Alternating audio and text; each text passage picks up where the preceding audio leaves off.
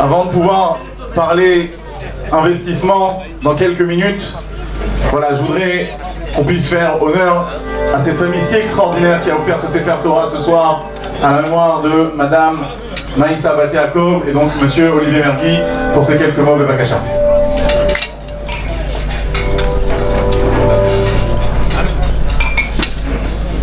Shalom à tous, on m'entend bien? Oui. Avec la permission, Birshut Rabbanim, Kola Rabbanim Atolim, je suis ravi de représenter ma famille ici ce soir pour faire honneur à mon arrière-grand-mère, qui est Niflera il y a 50 ans. On remonte assez loin. Et en présence de cette merveilleuse assemblée de tous les rabbinim, c'est une grande chance. Merci à tous. Pour lui faire honneur, je voulais aborder un petit peu le sujet de la transmission. La transmission d'abord parce que avec le Sefer Torah, c'est le symbole effectivement de la transmission du savoir de la Torah, et aussi parce qu'on fait honneur à une ancêtre. Donc je vais essayer d'aborder rapidement la transmission du point de vue du receveur, celui qui reçoit la transmission, du point de vue du donneur, comment transmettre, et d'un point de vue un petit peu aussi plus spirituel, un peu plus mystique. Et voilà, et ensuite je dirai un petit mot que ma mère a écrit en l'honneur de sa grand-mère. Le Midrash nous dit qu'avant de donner la Torah au Ham Israël, Hachem a demandé des garants, il a exigé des garants. Des garants pour être sûr que la Torah soit étudiée, qu'elle ne soit pas laissée de côté et qu'elle soit au cœur des préoccupations de chacun. Donc les bénis Israël ont démarré en proposant que les anciens de la communauté soient les garants, parce qu'ils ont le temps d'étudier, etc. Hachem a refusé, il a dit non, chacun doit être concerné par la Torah, ça ne peut pas être une partie qui représente le peuple. Ensuite, les bénis Israël ont proposé que ce soit les tzadikim, les sages, les prophètes, tous les sages de la génération, qui soient eux-mêmes garants de l'étude de la Torah et de la poursuite de tout ça. Hachem a refusé encore. Il a dit non, tout le monde est concerné par la Torah, elle appartient ni aux anciens, ni aux tzadikim, elle appartient à chaque juif. Alors les bénis Israël ont dit, nos enfants seront nos garants. Et par là même, le fait de donner les enfants comme garants, ça permettait que ce soit éternel et qu'il y ait une poursuite éternelle de la Torah. Oui, pardon. Je vous interromps. Excusez-moi, on m'interrompt. Je vous interromps pour accueillir comme il se doit Rav Agaon, Chaber Moïse Chachmei Torah, le Rosh Kol Leicha Ledaat, Benam Shel Kedushim, le fils de Rav Ovadia Yosef, le Rav David Yosef Shina Bechavod.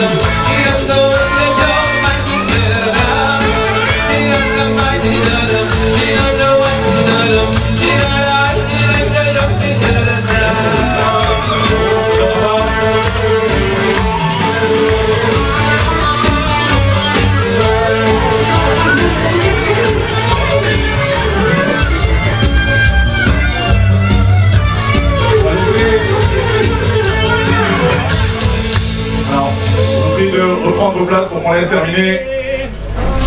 Monsieur Olivier Mergui.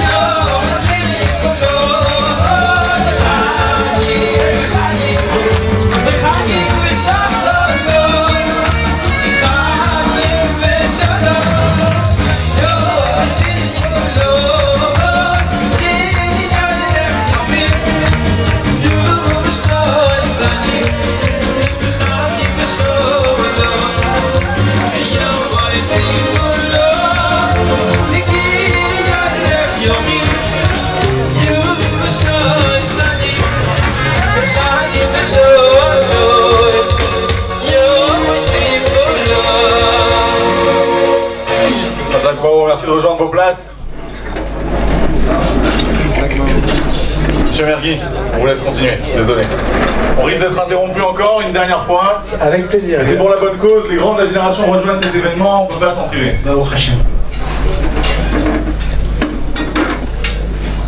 Alors, si on aborde la transmission en tant que receveur, le Baal Shem Tov a dit « L'avenir appartient à ceux qui auront la mémoire la plus longue ».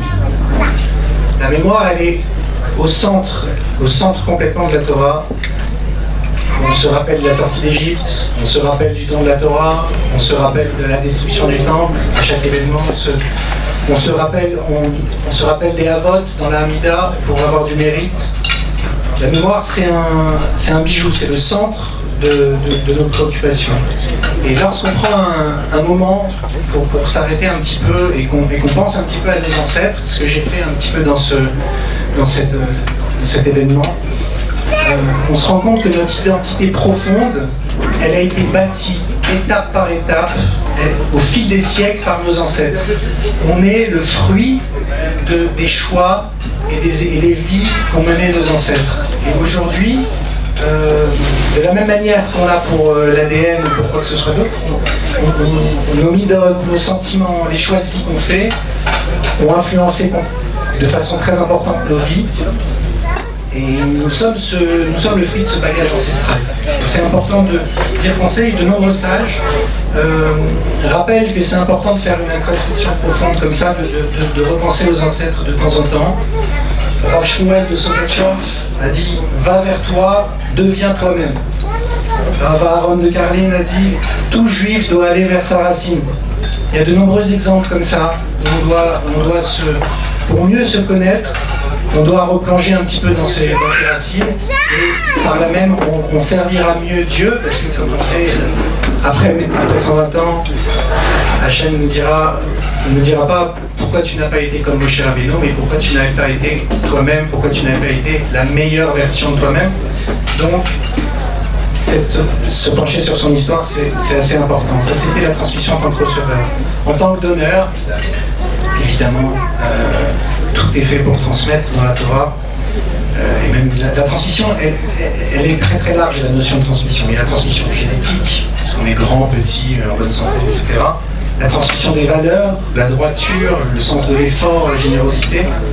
Le rabbin Chaim Korsia dit « La transmission de valeurs d'une génération à une autre est au fondement d'une civilisation et elle permet la véritable construction de la société. » Il dit aussi que pour bien transmettre, on montre, c'est par l'exemple que la transmission est de qualité. Et c'est pas uniquement par les paroles qu'on va dire à ses enfants ou aux gens qu'on éduque, c'est le fait de vivre profondément les choses, c'est comme ça qu'on transmet mieux. Transmission, d'éducation, des connaissances. Il y a aussi un passage de Tvarim qui dit « Et tu l'enseigneras à ton fils et au fils de ton fils ». Donc on enseigne, non seulement pour enseigner à la personne, mais on enseigne à enseigner. C'est tout le but de la transmission intergénérationnelle. Dans la transmission, on doit transmettre pour que les personnes transmettent aussi. On lui donne les outils pour ça. Transmission d'expérience de vie. Elie Wiesel a dit « La tradition juive enseigne que de ne pas transmettre une expérience qu'on a vécue, c'est la trahir. » C'est important aussi de transmettre nos expériences. On sait que le mérite des parents se transmet sur 1000 générations. Les fautes des parents sur 3 générations. Et on transmet de l'argent, on transmet des dettes. Et bien sûr, on transmet la Torah avec la première Mishnah de Pirkei Avot. Moïse a reçu la Torah au Sinaï, il a transmis à Yehoshua, Yehoshua aux anciens, les anciens aux prophètes. Les prophètes les transmirent aux hommes de la Grande Assemblée. Maintenant, je voulais une approche un petit peu plus spirituelle de la transmission, qui est intéressante, que j'ai vue avec Ravi Fra, basée sur les écrits de Rabbi Nachman. Transmettre est le principe même de la vie, et quelqu'un qui ne transmet pas est appelé mort. D'un point de vue spirituel, ce qui est transmis s'apparente à de la lumière. Donc, le procédé est simple. Transmettre, c'est adapter la lumière à la personne à qui on transmet. c'est adapter la lumière à un niveau inférieur. Donc on va abreuver d'une certaine manière de lumière le niveau inférieur. Ça peut être des enfants, ça peut être un élève, ça peut être de différentes manières. Et ça permet de révéler Hachem dans ce niveau inférieur-là. Donc chaque transmission de mémoire, chaque transmission permet de révéler Hachem dans le niveau inférieur. Et c'est comme ça qu'on est vivant, c'est ça la vie. La vie, c'est de transmettre parce qu'on fait vivre Hachem à des niveaux qui sont inférieurs. Chaque contact qu'on a dans la journée est fait pour cette transmission-là. Il est fait pour que quand on croise quelqu'un, on va lui transmettre quelque chose, on va mettre de la lumière dans son niveau inférieur, là où il est inférieur, et lui aussi va nous donner de la lumière, là où peut-être nous on est inférieur. Et le fait de transmettre cette lumière-là de façon le plus large possible fait que la connaissance d'Hachem se diffuse de façon le plus large possible. Et il dit, il va assez loin sur les écrits de Rabbi Nachman, il dit que lorsque l'homme le plus bas de la terre aura reçu cette lumière-là, alors Mashiach viendra immédiatement. Donc le but, c'est de diffuser cette lumière à des niveaux inférieurs, constamment, pour que l'ensemble du monde monte, pour que l'ensemble de la connaissance d'Hachem dans son ensemble, au niveau clani, devienne présente et que ce soit... voilà. Et ça, c'est ce qu'on appelle la vie. C'est pour ça que celui qui ne transmet pas bloque les choses à son propre niveau. Il ne fait plus descendre cette connaissance-là, donc il est non seulement appelé mort, mais en plus, il nourrit Amalek. On dit qu'Amalek se nourrit de la stagnation, il se nourrit de... Il débranche la Kedusha pour la détourner vers le mal.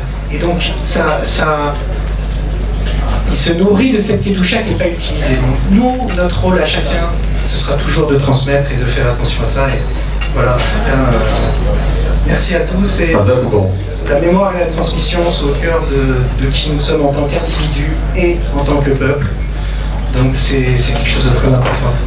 Je termine simplement avec un petit mot donc, par rapport à mon arrière-grand-mère. C'est ma mère qui l'a écrit, donc c'est à son nom à elle, c'est écrit, c'est pour elle, donc on dira ma grand-mère alors que c'est mon arrière-grand-mère. Voilà, qui était une belle personne. Citation. Après 50 ans de silence, Hachem nous donne la grande joie d'honorer la mémoire de ma grand-mère avec l'inauguration d'un nouveau Sefer Torah et le Nishmata. Ma grand-mère est née à la fin du 19e siècle à Tunis, dans la famille Nataf, originaire de Livourne. Elle n'a pas eu une vie facile. À l'âge de 8 ans, elle perd sa mère. Son père se remarie avec une femme peu intéressée par les enfants. Elle décide alors sans hésiter de s'occuper de ses petits frères et sœurs, et avec le même amour de ses demi-frères et demi-sœurs qui viendront plus tard, et cela sans faillir tout au long de sa vie. Mariée à 16 ans, avec un jeune et pieux investisseur venu d'Italie en Tunisie pour acheter des terres, ma grand-mère donne naissance à 4 filles et 2 garçons, garçons qu'elle perdra lorsque, âgés respectivement de 8 et 2 ans, ils sont frappés l'un après l'autre d'une mauvaise pneumonie. Quelques années après, le destin frappe encore, avec la mort prématurée de sa fille aînée, Clairette, femme accomplie, qui meurt de la maladie à l'âge de 40 ans. Refusant tout désespoir, elle s'occupe avec courage et dévotion de ses 2 petits-enfants restés sans mère, qui deviendront plus tard des hommes ayant réussi dans leur vie personnelle et professionnelle. Devenue veuve assez jeune, elle est invitée à vivre chez l'une de ses filles, ma mère, et elle traverse alors de belles années, centrées autour de la famille, des années d'entente et de chaleur, entourée de l'affection des enfants qui lui restent, années de bonheur et d'une rare harmonie. Je me souviens de la grande dignité de cette femme, délicate et pudique, qui a été pour moi ma confidente et mon refuge, participant grandement à mon éducation, me racontant des histoires dans différentes langues, construisant jour après jour ma émouna, ma réflexion sur le sens de la vie, instillant finement toutes les valeurs juives en mon âme d'enfant. C'était aussi une femme de devoir, intelligente et raffinée, parfois exigeante mais toujours compatissante, qui a inculqué à ses enfants et petits-enfants la valeur du travail, détestant la paresse et la superficialité, dispensant des précieux conseils à tout le monde et se conduisant avec une très grande discrétion. Elle avait le talent de conseiller les malheureux, de s'occuper des pauvres de sa ville, et elle savait quand et quoi faire pour aider celui qu'elle voyait dans la peine. Elle est partie à l'âge de 82 ans, après la disparition d'une autre fille, ma mère, en me demandant pardon de ne pouvoir cette fois s'occuper de sa petite fille de 16 ans. Je garde d'elle le souvenir d'une femme sereine, calme, toujours active, aimant la vie et peu angoissée d'avoir à la quitter un jour, ayant la conviction absolue de rejoindre Hachem et tout ce qu'elle aimait. Malgré les épreuves de sa vie, ma grand-mère a réussi à transmettre à ses descendants, ses arrière-petits-enfants, dont certains ont pu venir ce soir pour honorer sa mémoire, mais quelques-uns. Toutes les valeurs de la Torah et vivre aussi avec son idéal. Ses enfants, ses petits-enfants, ses arrière-petits-enfants sont aujourd'hui, certains en Israël, d'autres en France, des Bnei Torah, des êtres extraordinaires dont elle peut être fière. C'est pas moi qui écris. Elle a réussi sa mission. Fin de citation. Que son mérite nous protège, toute cette belle assemblée et tout à Israël et plein de bonnes choses pour tout le monde et faites beaucoup de dons pour le collège. Et on souhaite que par le mérite de cette Torah, que son âme puisse être proche du trône divin Bezrat Hashem. Amen, merci beaucoup.